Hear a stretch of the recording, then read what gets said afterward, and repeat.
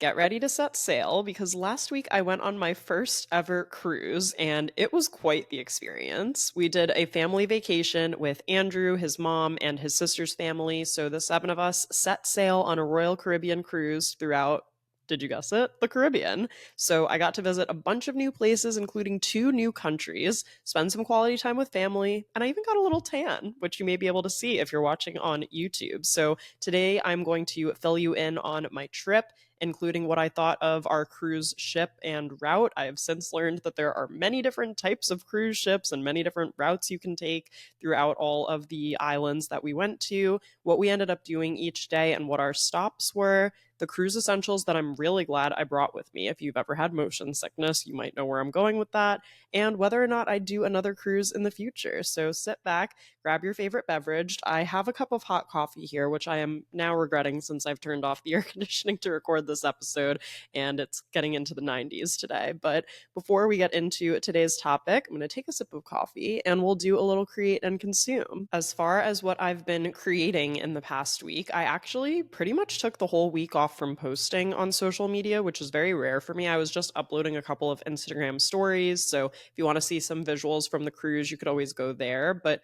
hopefully by the time this episode is live, I've gotten my life together enough to post some of my cruise outfits. And Andrew was very nice to help me with filming on this trip for some of these. I just took a bunch of quick little outfit videos of my outfits during the day and also what I wore to dinner. So I'm planning to split these into two separate reels and also do a carousel on Instagram to kind of recap the trip and share some of my favorite photos that I took on this trip.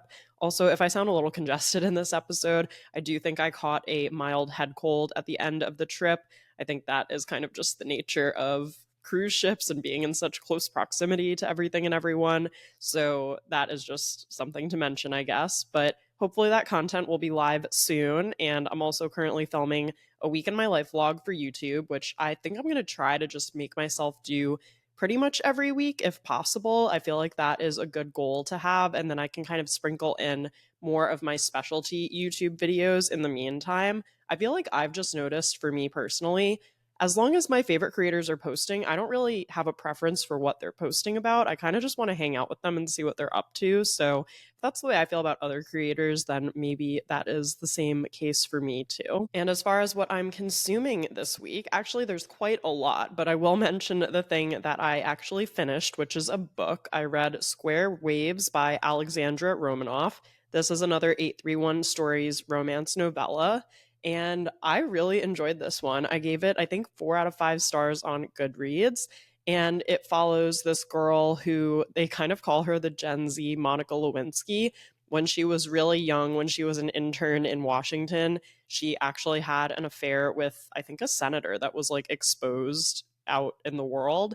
And she's like 28 or 29 now. She's kind of in the years since that thinking about her life and the direction she wants to go in. She ends up coming back home for a few weeks, kind of on like a work sabbatical, and she runs into her high school nemesis. And I absolutely loved both of these characters individually. I thought for only being 200 pages, I did get to know a decent amount about the two characters and kind of like what their motivations were and why they were doing certain things.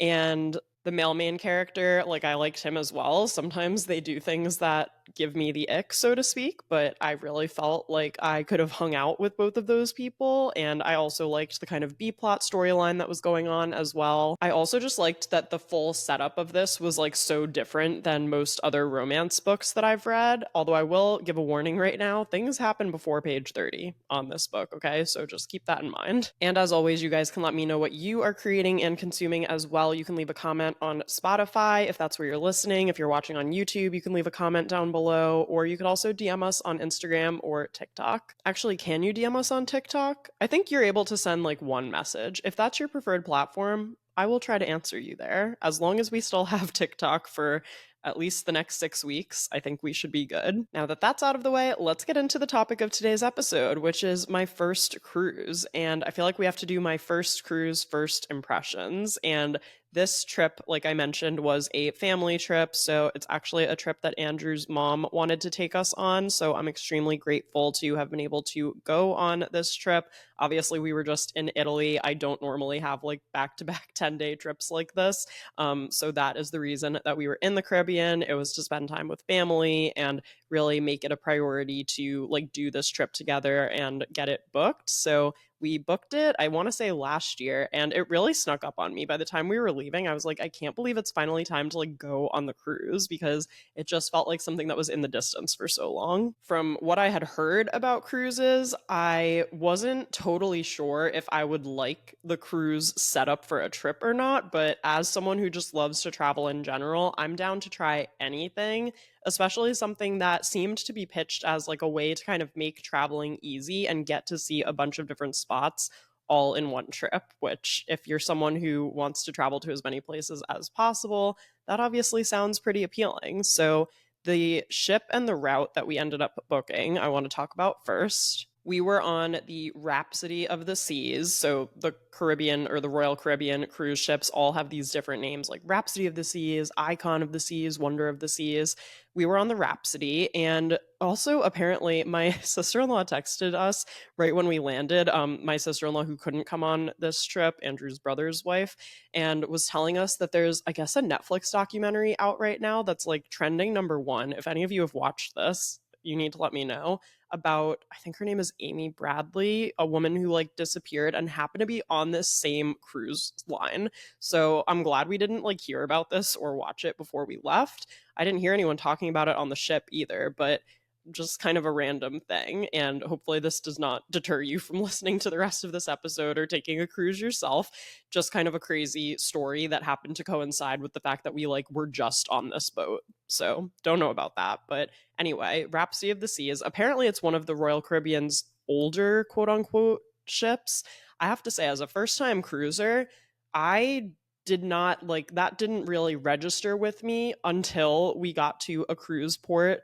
I think it was in St. Martin where they had another Royal Caribbean cruise ship that was newer and like 10 times bigger docked right next to us. Like I thought we were on this massive boat, and when I saw that next to like the other one, I want to say that was the Wonder of the Seas that was parked right next to us. It looked like we were driving like a smart car essentially versus like a big SUV. So that was kind of interesting, but I again as a first-time cruiser thought that it was like in good condition and everything, and I thought that it was relatively nice inside. As far as our rooms that we booked, so Andrew and I did have our own room, which was nice, and we booked a regular stateroom with a window. So we didn't actually have a balcony. At first I was very concerned about that, but honestly, there were so many other places to just pop out and get fresh air like whenever we wanted that were honestly just like two floors above us, that I didn't really actually feel that much of a deep need for a balcony in the end. I want to say our stateroom was like 124 square feet, and I have to say they fit quite a bit into like the interior of the room. I mean, we had obviously our bed, and you could also either like separate to make two twin beds, or you could push the beds together to make a queen bed. We had a couch, we had little nightstands on either side of the bed. I particularly loved the vanity get ready area because I could sit down and do my makeup, and there was an extra light switch that turned on these bright vanity lights. So that was exciting for me. I was not expecting that. And then we also had a closet where we were able to hang a lot of our clothing items, and a bathroom. I mean, the shower was tiny, but the more that I started realizing that the bathroom was almost like if there was a bathroom like on an airplane, or if you were glamping and it was a bathroom in an RV, like once I kind of pictured it more so like that, it started to register more in my head versus like expecting a regular hotel style bathroom, if that makes any sense. Because one thing I kept hearing before we left for the cruise was honestly like, oh, it's just like a little hotel room, essentially. And I feel like that mostly proved to be true, with a couple of exceptions that I'll talk about later in the episode. But I ended up bringing both my base medium check in roller bag and also my base carry on suitcase. And I was able to fit both of those, like unpack and fit both of those easily underneath the bed and also in the closet. So that ended up being great just to make sure that we got some of the clutter out of the room because it was such tight quarters. Next, I'll talk a little bit about food and drink. So I don't actually know the full details of what we booked because I did not book this trip, as I mentioned, but we got whatever like the basic included food package was, where we had access to this restaurant called the Windjammer, which was basically a buffet that was open for breakfast, lunch, and dinner. And then we also had access to a dining room called Edelweiss for dinner. We just had to go at like a specific time where we didn't make a reservation, but we had to go during whatever time window they allowed walk-ins for. But that restaurant was really nice. That was like a sit down with full waiter service. Each table had a primary waiter and then like an assistant waiter. And they brought us like 3-course meals every single night. So each night we got an appetizer, an entree, and then a dessert, which I'm not that big of a dessert person. If you know me, you know that. So half the time I was ordering the artisan cheese plate, but it was nice to basically like go out to dinner each night, and that was like included in whatever package we got. We ended up skipping drink packages, which I have to say worked out for the best. We really did not like drink a lot on this trip, all things considered. I mean, I love like a nice glass of wine at dinner or like a cocktail here and there, but when I heard, I think the drink package someone was saying was like $69 a day, I was like, even if I ordered like 3 or 4 glasses of wine, I don't think we would have really like hit that minimum, which was kind of interesting to think about. So I think we ended up being better off not getting any kind of drink package. Honestly, my favorite drink on the ship ended up being the happy hour margarita, which was $6 between 4 and 6, which I thought was a pretty good deal, honestly. And then once I had my margarita, I wasn't really like looking for another drink at dinner time. I think there was maybe one night where I ordered a glass of wine, but honestly, I feel like that ended up working out pretty well. The only thing I will add is that like soft drinks were not included. So it would have been maybe nice to find one that included the soft drinks just because, if I wanted to get like a lemonade or if someone else wanted a Coke or whatever, that was a separate cost or like a separate thing that we had to add on. So I don't know if that even exists to get one that just includes soft drinks, but honestly, for the fact that we were also like on a family trip and we had like my niece and nephew with us too, it wasn't really the kind of trip where I was taking advantage of like what would have been a drink package. And like I said, for dinner, we mostly ate in the sit down dining room, which was really nice. But Andrew and I did do one date night at my request on the ship. And there were, I think, 3 other restaurants or maybe 4 other restaurants. From what I'm remembering, there was definitely a steakhouse, an Italian place, and a sushi place. There may have been one more restaurant that I'm not remembering, but we ended up booking a night at Izumi Sushi, which was the sushi restaurant on the Rhapsody of the Seas. I have to say, this was great. They had a prefix menu for $40 each. We were both able to get one starter, 2 large plates, and one dessert. So I was pretty impressed by that, and the food was really good. Breakfast was usually pretty busy. We were only actually on the ship like 1 or 2 days for lunch, so that was a little bit easier because I feel like the crowds were a little more dispersed, but they were open for like a solid chunk of time in the morning and then a good amount of time in the afternoon as well. And then we didn't actually go up to that main buffet for dinner at all, but it was nice to know that there was pretty regularly like food available for us because obviously being out at sea, if you're hungry, like you can only eat whatever's on the boat. So that was something that I thought was pretty good. Also worth noting, they did have an ice cream station that was open every day from like 4 to 8. When it's that hot and you're walking around and you see other people with their ice cream and you're like, it is free, I can just walk over there and get it. You're probably tempted to have some. So I had a couple of vanilla cones while I was there. Okay, so as far as the route that we did and how our trip ended up shaking out, I can link the exact cruise that we did in the show notes if this actually sounds interesting to you. And I had a great time on this route. I definitely do like it and would suggest it to other people. Okay, let's get into the dates of the cruise and how it all shook out in terms of traveling, all of our stops and things like that. And I can link the exact cruise that we did in the show notes if this sounds interesting to you. Essentially, it was a 7-night Southern Caribbean cruise, I believe was the official name of it. And the cruise was Sunday to Sunday. So we left Sunday evening and then we were back docked where we left off on the Sunday morning. The reason I said a 10-day trip earlier, though, is because we actually started our trip the Friday before. So what ended up happening was the ship was leaving from San Juan, Puerto Rico. So on Friday morning, we flew into San Juan and we actually stayed Friday and Saturday night at a hotel in Puerto Rico, which was great because it gave us an opportunity to visit there. And having 2 days there was definitely nice. We did a mix of staying at our hotel and then venturing into Old San Juan, which is Somewhere I would honestly love to go back to. I feel like I did not really get a chance to like walk around and explore and soak in how pretty this neighborhood was because it was beautiful. Each building was like more beautiful than the next one. They were all painted these bright, vibrant colors. There looked like there were so many cute coffee shops and restaurants and just so many places that I honestly feel like I could have gone and explored for a whole day on my own. So that Friday morning, we flew out of Newark to San Juan. We had a nonstop flight, which was great. And we met my mother in law at the airport. So we flew in with her, and my sister in law's family flew in from Connecticut. We stayed at Hotel Condado, and I would definitely recommend this hotel if you are doing a cruise leaving from San Juan, because what was great about it was only about 10 minutes from the airport, and it was also only about 10 minutes from where the cruise left. So the fact that it was so centrally located made it really easy for us. If you're looking to explore like more of Puerto Rico, if you want to stay in Old San Juan or you want to get into the rainforest at any point, you probably would want to look into other accommodations. But for purposes of our trip, this ended up being the perfect hotel to stay at. Also, because they had a water slide that occupied the kiddos for a good amount of the day. And I tried the water slide too. I had fun on it. We were also able to walk from the hotel about 15 minutes to a restaurant where we were able to have dinner. And then on Saturday night for dinner, we called Ubers into Old San Juan and we walked around there and got dinner. We ended up going to a restaurant. I think it was the birthplace of the pina colada. I'm forgetting the name of it right now, but if you look that up, that is where we went to dinner.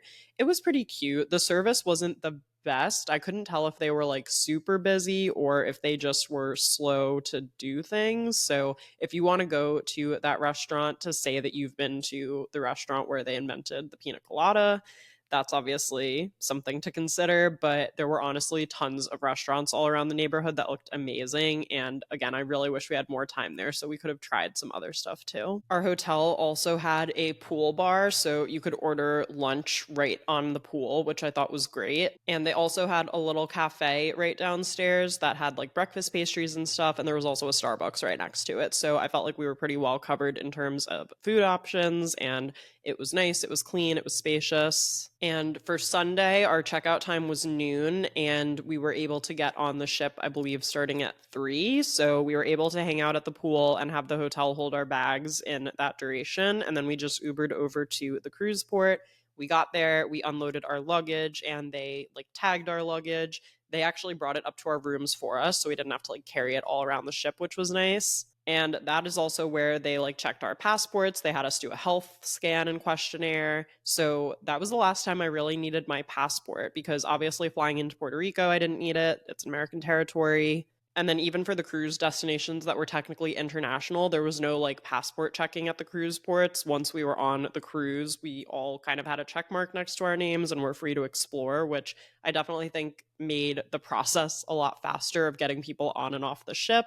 I have no idea how that agreement is worked out or whatever, and I'm a little sad that I didn't get some new passport stamps, but it definitely logistically made things easy. I did still have my passport with me, obviously, just in case, and also my driver's license. Now, I'm not going to lie, when I first saw our room, I was panicking slightly just because it is so tiny, but really at the end of the day, we were just sleeping there. Like, the only awake time that I spent in the room was in the morning when I like first woke up, and then when I was getting ready for dinners. And by that point, I was just so used to it. So it was a little bit of a jump scare in the beginning, but it ended up being completely fine. Now, I would also say if you're going on a cruise for whatever cruise line that you're going, I assume it's the same for other cruise lines, to download their app. So I downloaded the Royal Caribbean app, and I was able to see for every single day what time every dining option like opened and closed. I was able to see what activities were happening on the boat, which was actually so many. Like, the more I think about how many performers they had on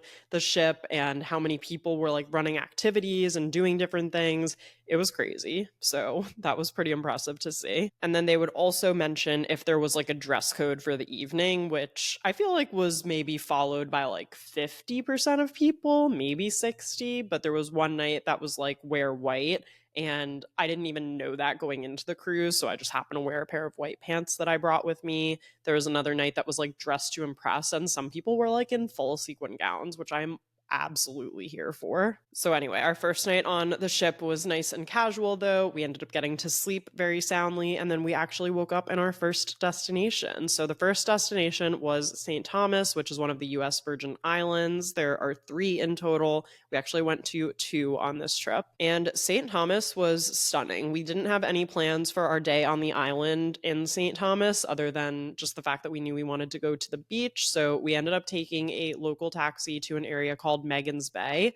It was $15 per person to go there and back, but I didn't really see any other options for like taxis or anything else. So I did feel like we were kind of just boxed in with that option.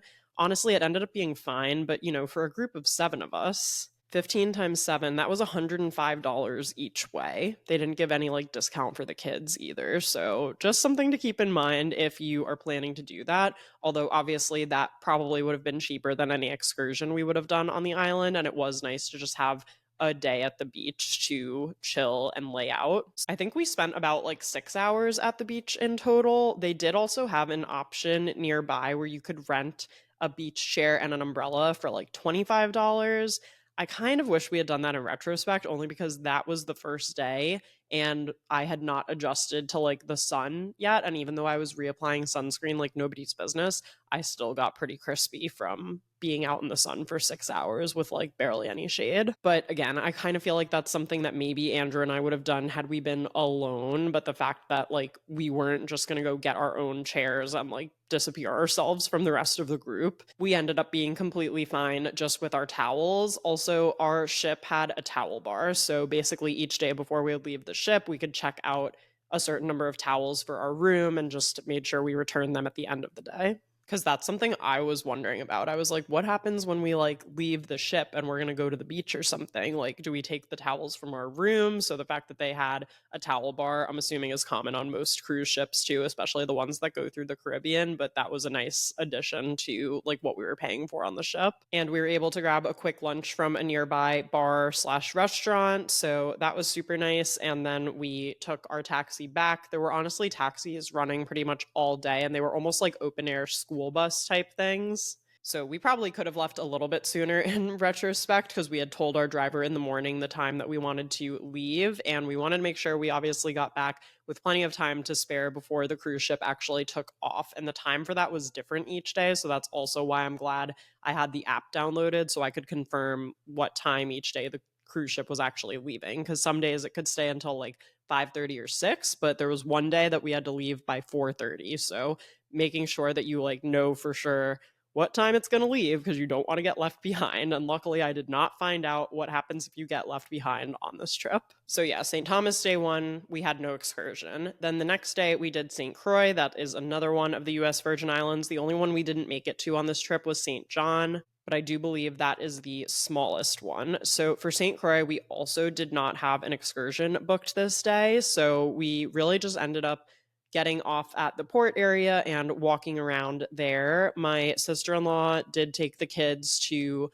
a nearby beach to go snorkeling, but for me, since I had just been at the beach for like 6 hours the day before, which is probably the most consecutive time I've ever spent at a beach in my entire life. Like, usually I tap out after maybe 2 to 3 hours, which means I don't actually go to the beach that often because even driving from like Hoboken to the Jersey Shore is probably going to take at least 2 hours on a summer day. So it's just not something I do that often because it's like, do I want to drive like 4 hours there and back just to spend 2 hours there? Usually it doesn't work itself out that way for me.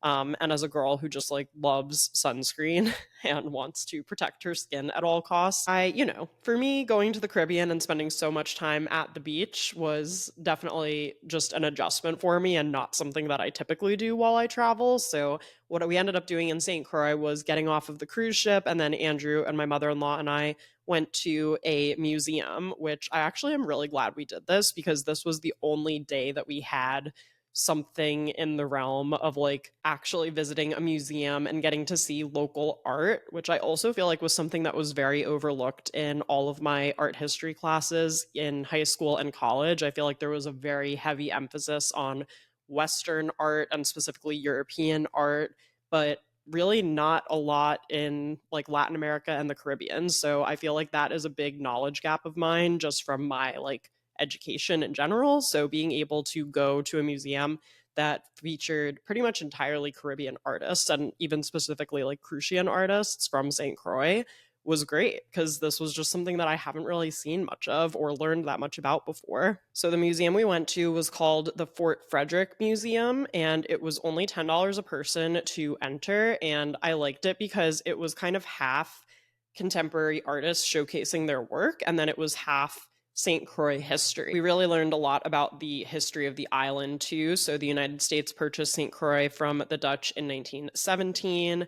Before that, like in the early 1800s and the mid 1800s, the primary source of like the economy on the island was really sugarcane, but then it really turned into the slave trade ended up being the bigger economic source there compared to the sugarcane plantations, because the slaves who were working on the sugarcane plantations were suddenly like the more valuable asset. So there was a big spotlight in this museum particularly about the slaves on St. Croix, and then how they ultimately like were emancipated, and how even after the Emancipation Proclamation for the slaves to be freed on St. Croix didn't really stick. There was another event called Fireburn that was a big protest, and that's probably one of the biggest protests in the island's history, leading all the way up to 1917 and St. Croix becoming a US territory. And then a lot of the contemporary art that we saw was even still commentary just on like race and class and all of these different things. And, you know, I like to go to museums truly anywhere and everywhere. And I feel like this museum was unlike any other one that I've been to before. So I'm really glad that we made the time to go see it and also to learn more about some Crucian artists who are creating some really interesting work. So we did that in the morning. We ended up going back onto the ship for lunch, and we were thinking about maybe going out again in the afternoon. Andrew ended up going out with like my niece and nephew and his sister, but I actually stayed back in the afternoon. I kind of just needed some like, I call it only child recharge time. You know, obviously on a family trip, you are there to spend time with your family, but just even taking like 2 hours by myself to like read a little bit and just like chill out, listen to a podcast, that really helps me recharge so that I can continue to be present on a family trip. And I'm grateful that like Andrew's side of the family like really understands that and knows that about me. So I was able to just chill in the afternoon. The cruise ship, there were still a good amount of people on it, I would say. Like I couldn't tell for sure if there were people who maybe even didn't get off the boat at all when we were docked during the day. I find that hard to believe because, like, why would you not at least just pop out to the port area, if anything?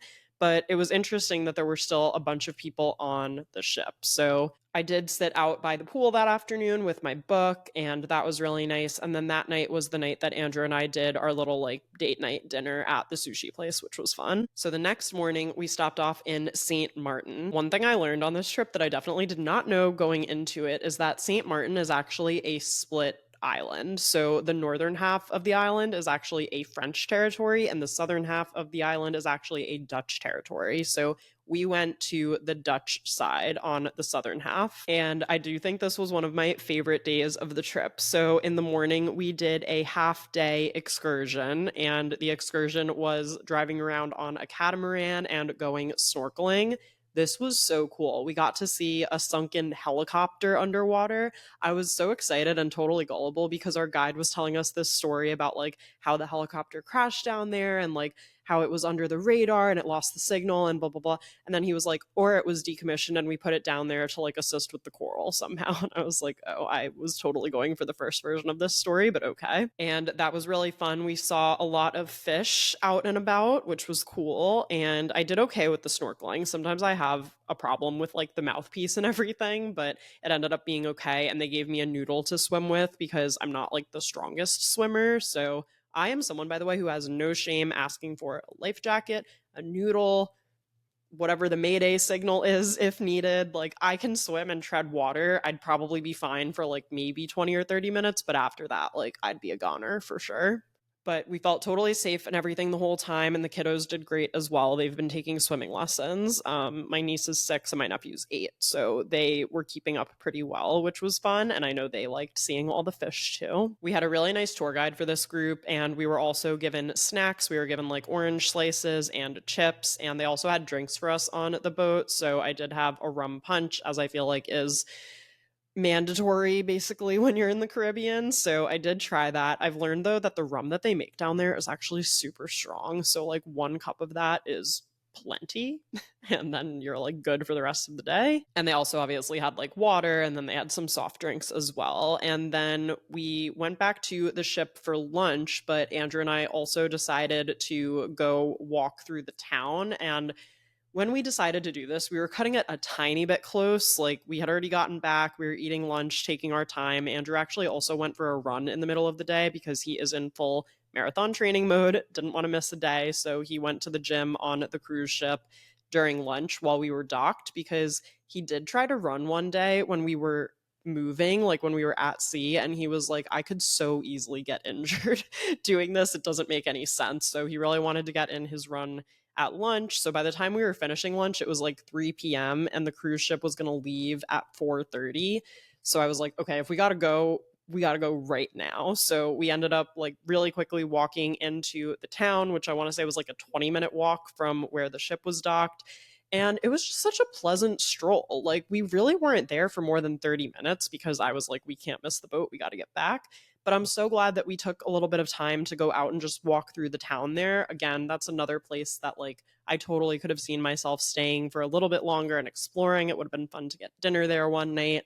But even just being able to walk through and take a picture at this little swing with like a surfboard above it that said "Welcome to St. Martin" was really fun. The next day was St. Lucia, and I have to admit this was the one that I was most excited for because out of all of these destinations, St. Lucia is the one that's kind of been on my list. Like when I think of my dream destination in the Caribbean, it's definitely here. And the reason for that is because it is just such a beautiful mountainous island. And I later learned that the mountain range is called the Pitons, which I'm pretty sure our tour guide said was like a play on the Tetons, which are in Wyoming, which is where we went with my mother in law last August. If you haven't watched the Wyoming vlog, I will leave it linked in the show notes. It's one of my favorite YouTube videos for traveling just because we got to see so many beautiful sights and it was so unlike other trips that I've done. So, anyway, for St. Lucia, we had a full day excursion booked. Now, so this was the first day that we had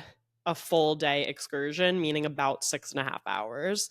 And we docked and were let off, I want to say, right around 9:30 or 10 in the morning, and the ship was leaving at 5:30. So for some reason, the refrain that was like, these tour guides and these excursion groups, like they're all very aware of the cruise ships, they're all very aware of the time that you need to leave, was like so drilled in my head that for some reason I just was not worried whatsoever. Like I was convinced that we would get back, which is very unlike me. Normally, I'm the first person to be like, hey, we need to book it back to the ship, or like, we're literally going to miss it. Spoiler alert, we ended up making it back with about 7 minutes to spare, which is definitely cutting it too close for my liking. But again, for some reason, I just like actually was not worried about it, which I'm really proud of because I feel like my anxiety could have totally gotten the best of me in that situation.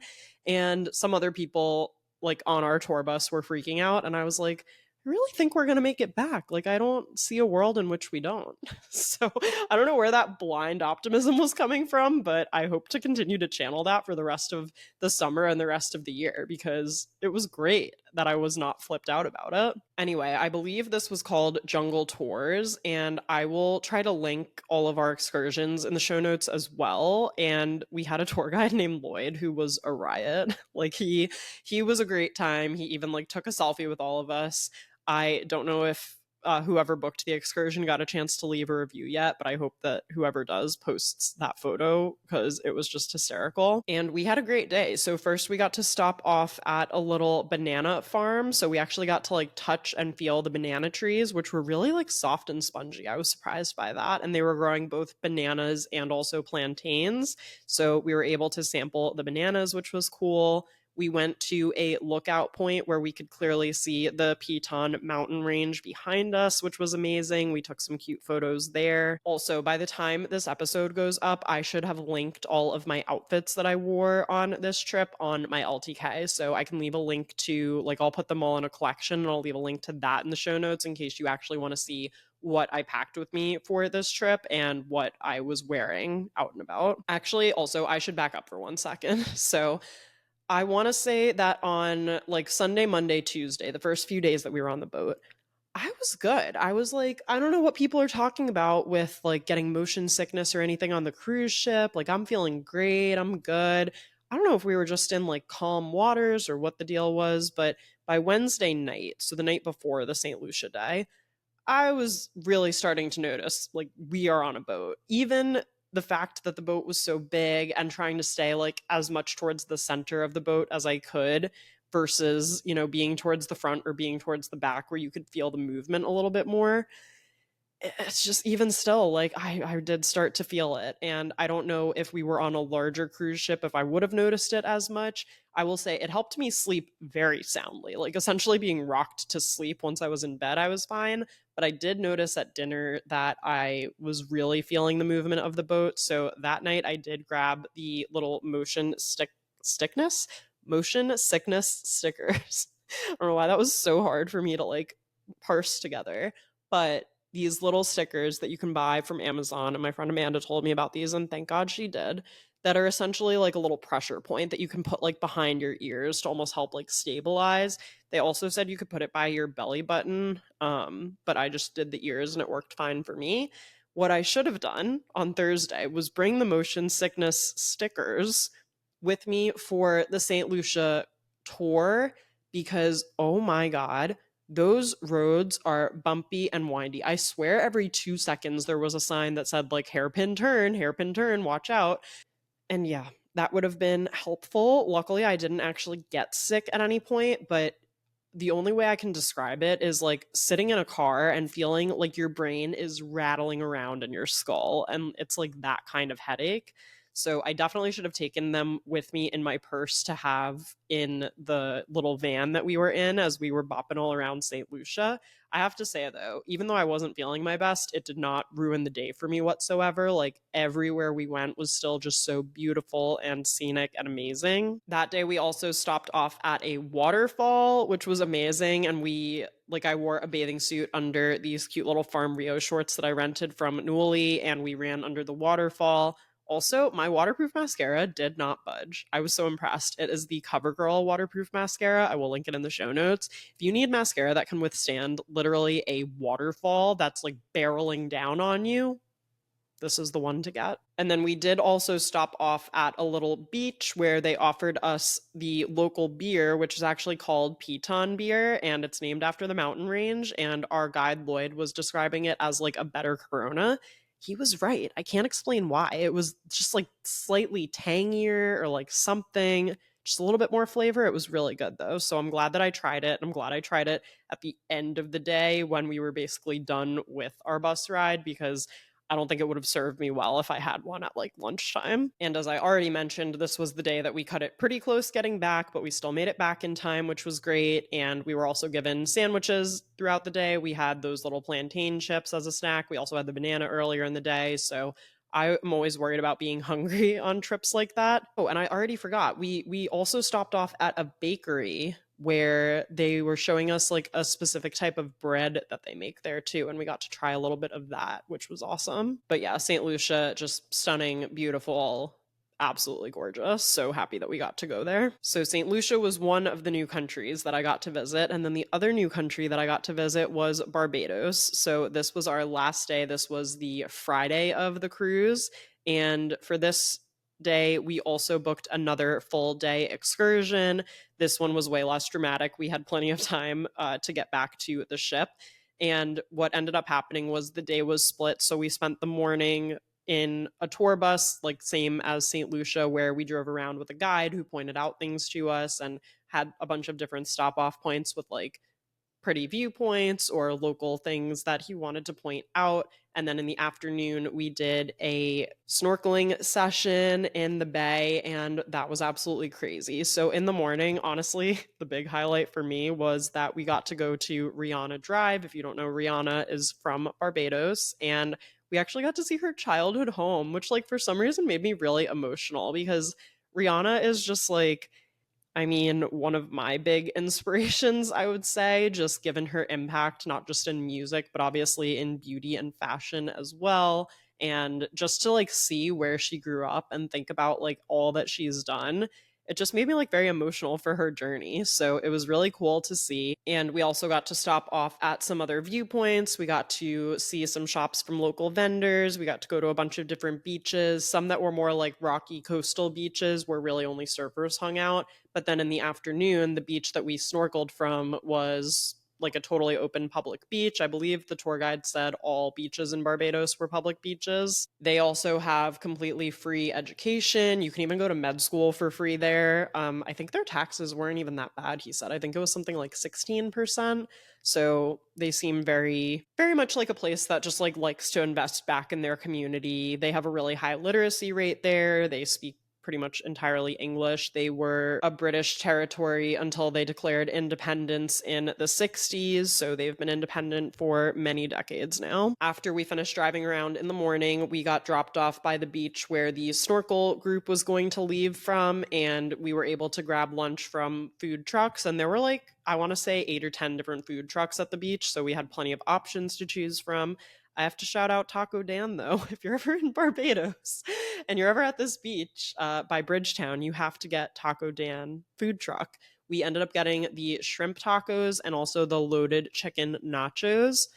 Oh my god, I can't even explain how good this was. And there's some foods that just like taste better at the beach, and I do feel like nachos is one of those foods, and also chicken tenders and fries, which I got at our hotel in Puerto Rico. So I had all of my like poolside, beachside cravings satisfied, which was great. I was also able to get us some lemonades from one of the bars, and that was super fun. So then we did the snorkeling, and this one was a lot faster than the other one, and there were way more people, but I could not believe my eyes. Like, when I tell you it felt like I was in a fish tank.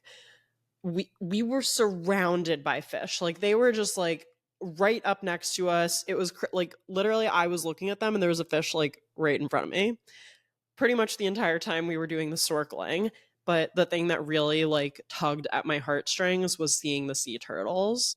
I don't even really have the words. We saw so many of them, and they say for these excursions, like they can't guarantee them, but I feel like we saw maybe 3 or 4 sea turtles, and then we saw a baby one, and I was like, oh my god. And I'm not an animal person. I feel like I should say that. Like, I'm not really someone who wants fish swimming around me or anything, but you can't deny the sea turtles. Like, oh my god, it was crazy. And then there was another fish that swam below us that was massive, and my first thought was holy mackerel, and then I was like, is a mackerel a fish? Like, am I looking at a mackerel? Am I looking at an expression right now? I am not, a zoologist or an animal expert, so I can't tell you for sure what type of fish I was looking at, but oh my god, it was massive. It was crazy. So the snorkeling was insane. Like, St. Martin was definitely cool too, but Barbados, like, we also saw a shipwreck. We just saw so many different types of fish, and we did it in such a short, succinct amount of time.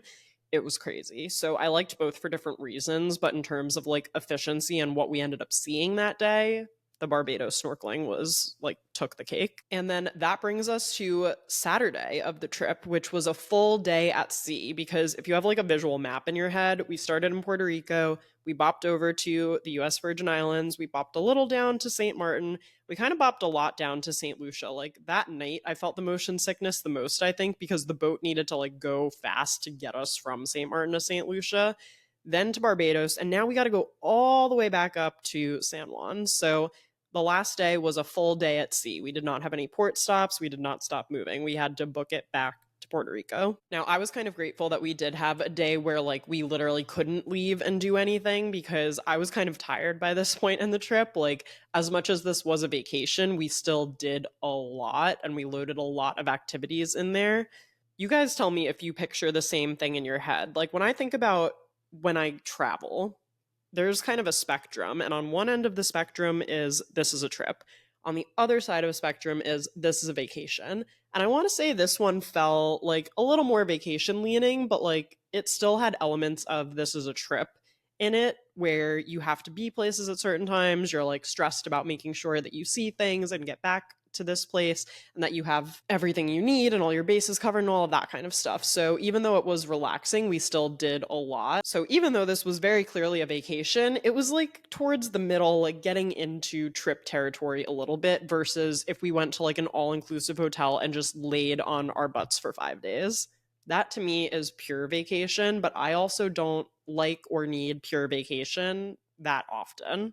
Italy was very much a trip, especially because we had a rental car and we were responsible for like getting ourselves from point A to point B. There were a lot of moving parts there. So that's just something that I think about. So it was great to have this designated day where it's like you're just on the ship and you're just chilling. Now, one thing that I wasn't thinking about because I'm not a mom yet is what do we do on the boat with the kiddos all day? Because they have a lot of energy, they get bored quickly, they need to be entertained. So, because we had 5 adults on this trip, we were really able to tag team and take shifts with the kiddos, especially so we could give like my sister in law and my brother in law a little bit of a break because they have been staying with them in like close quarters for the whole trip. The 4 of them were in one stateroom where they had like a queen size bed, and then they had 2 kind of bunks that like folded down from the side. So, that is a lot. If you know, you know. So we were trying to like spread out different activities throughout the day. There was actually a rock climbing wall on the ship. So we did that with them right when it opened at 10. We were playing some games with them. Like on the pool deck, they had a large Connect 4. They had some kind of like soccer game. They had foosball. They had ping pong. So we were able to occupy them for a little while. And then Andrew and I volunteered to take the kids for a few hours in the afternoon. And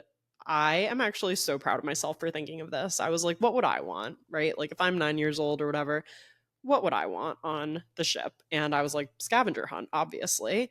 And we just didn't have a lot of time because I had told my sister-in-law we would take them around like 2:15, and it was like 2 o'clock when I thought of this.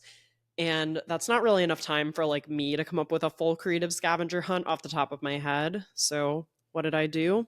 I called on my friend ChatGPT and I said, "Hi, can you write me scavenger hunt clues that rhyme that take kids to these 5 locations in this order on a cruise ship and end at the free ice cream station?" Lo and behold, ChatGPT spits out like the perfect thing. So I ripped a page out of a notebook I brought with me and I wrote out the different clues. And what ended up happening was we were bringing them around to different areas, and Andrew would kind of like distract them. Like once they figured out, oh, this clue leads to the gym, like he would kind of distract them and be like, let's look over here. And I would like drop a clue out of my bag and then they would find it. Then they would go to the next one and the next one. And I also had asked ChatGPT like to tailor it to kids aged 6 and 8. So that is how old my niece and nephew are. And I feel like it worked out really well. So if you are stuck on a cruise ship for a day at sea and you need something to do with your kiddos, I actually really recommend doing this because they loved it. And I feel like it ate up about an hour. And then after that, we just played more foosball with them. Then we had our last dinner and we were able to pack up the night before and then get off the ship pretty quickly on Sunday morning. And then we managed to get back to Newark on time, no delays. Very grateful for that. I feel so awful for my sister-in-law and them because their flight had already been moved back from when they originally booked it. Then they had a 90-minute delay, and then they had a delay because someone was trying to bring a bird and pretend it was a service animal on the plane, and apparently it wasn't actually a service animal. Oh my God, that would have actually broken me. And they didn't get home until like 10 p.m. I felt so, so bad. But luckily, they didn't need to like spend another night there or anything. They did make it back. It was obviously just a long and exhausting travel day for them because you get off the ship pretty early and then you have all your luggage with you. So it's not like you can really like go do something else while you're in San Juan. But anyway, we all made it home. We had a great time, as I've discussed. And I wanted to really quickly run through a few like cruise essentials that I'm happy that I packed with me. Number one was sunscreen. I brought like 2 large body sunscreens and 2 face sunscreens. And honestly, I could have probably brought even more. Those motion sickness patches from Amazon, even if you think you have a stomach of steel, even if you think it's not going to bother you, they're like $10. Just buy them anyway. I did also bring both bug bite stickers from a brand called Sarna and then also a Benadryl bug bite itch relief stick with me. And I only ended up needing it really after Puerto Rico because otherwise we weren't really like out on the islands after sunset where I feel like we would have been most susceptible to bug bites, but my bug bite was itchy, so I'm glad that I had it with me. Books, I flew through my first book and I actually loaned my second book to my mother-in-law who finished it by the end of the trip, like on the plane, handed it back to me. It was like, here you go. I was like, wow, that was excellent timing, but also you could have borrowed this for however long you needed. Bring a portable phone charger also. Our room only had one outlet. I think that's why some people tried to bring extension cords on the ship, which are actually not allowed, but just prepare yourself for having the one singular outlet. Andrew and I both charged our phones overnight. And then in the morning, when we were like up at breakfast or whatever, that's where we would charge like our AirPods. I also brought my laptop with me. I would also definitely bring hand sanitizer, a reusable water bottle. I was able to get like ice in a cup and water in a cup from the dining room and just kind of fill my water bottle with it, which was easy. Bring a Tide pen. I didn't bring a Tide pen or shout wipes, which was silly because literally the one night that we went out in Puerto Rico, I sat in something purple and I was wearing my white pants. So luckily the hotel gift shop had a Tide pen, but that was like $10 that I didn't need to spend. I clearly have stuff here. So just bring one with you. Don't think you're above stains. A waterproof phone case. I didn't actually end up using mine, but this has made me think that I really should get a GoPro because yeah, it's weird. I feel like I wouldn't actually need a GoPro that often, but for like the snorkeling, oh my God, I really wish I had one with me. Also, towel clips or a rubber band on the cruise ship. That pool deck is super windy. I do have towel clips here that I didn't even think to bring. Some people also had like a big jumbo rubber band, which I feel like packs a lot easier than the towel clips. You don't risk breaking those because they're just flimsy plastic.